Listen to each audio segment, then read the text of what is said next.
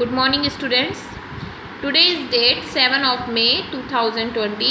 आज हम आप लोगों को हेलो किड्स स्वर कुटीर की बुक होगी आपके पास हिंदी की, उसको ओपन करिए, बुक खोलिए। आज हम आप लोगों को पढ़ाने जा रहे हैं class UKG। Okay student, first क्या है, आपने अभी तक हिंदी में सबसे पहले बच्चों को जब ज्ञान दिया जाता है तो आ से पहले आहा तक बताते हैं, फिर का से ज्ञा तक, फिर आ से ज्ञा तक पूरा हम लोग वर्णमाला बच्चों को सिखाते हैं। ये वर्णमाला आप लोगों ने LKG क्लास में पढ़ी होगी, ठीक है, PG LKG क्लास में पढ़ी होगी। अब हम आप लोगों को UKG में भी हमने आपको होमवर्क दिया था, आपको वर्णमाला अपनी कॉपी में करनी है। आई होप आप लोगों ने वर्णमाला कर ली होगी। अब आपको क्या करना है, वर्णमाला में दो पार्ट्स हो जाते हैं, एक स्वर और एक व्यंजन। अब हम आप लोगों को ये बताएंगे कि स्वर किसे कहते हैं और व्यंजन किसे कहते हैं।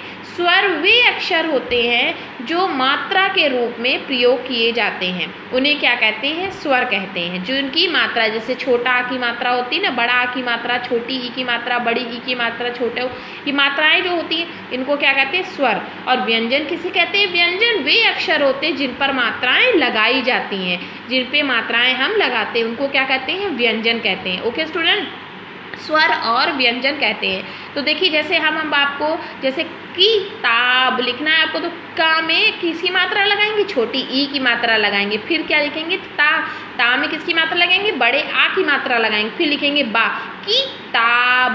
किताब हो जाएगा ना।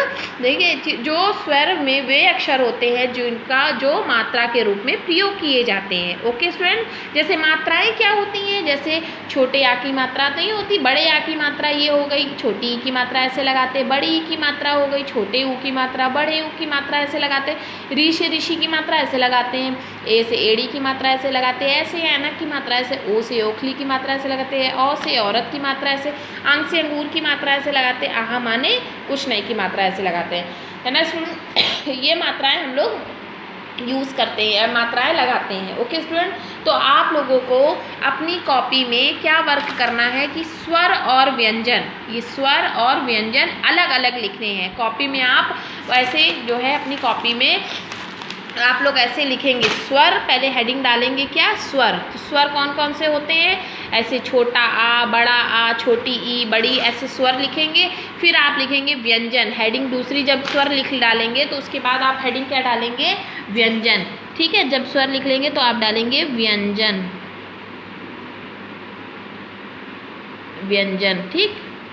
फिर आप व्यंजन लिखेंगे, व्यंजन कौन कौन से होते हैं, फिर आप क्या लिखेंगे, व्यंजन कौन कौन से होते हैं। फिर आप ये व्यंजन दिए हैं ना आपको, व्यंजन पहले आप स्वर में डाल के छोटा बड़ा ऐसे लिखेंगे, फिर व्यंजन डाल के ये व्यंजन लिखेंगे और इनको अलग अलग याद करेंगे। जैसे स्वर किसे कहते हैं, व्यंजन किसे कहते हैं, इसको अलग अलग तरीके से आप याद करेंगे, ठीक है स्टूडेंट्स। तो आपका होमवर्क है स्वर तथा व्यंजन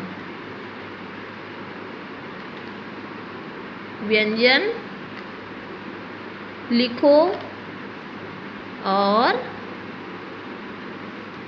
याद करो।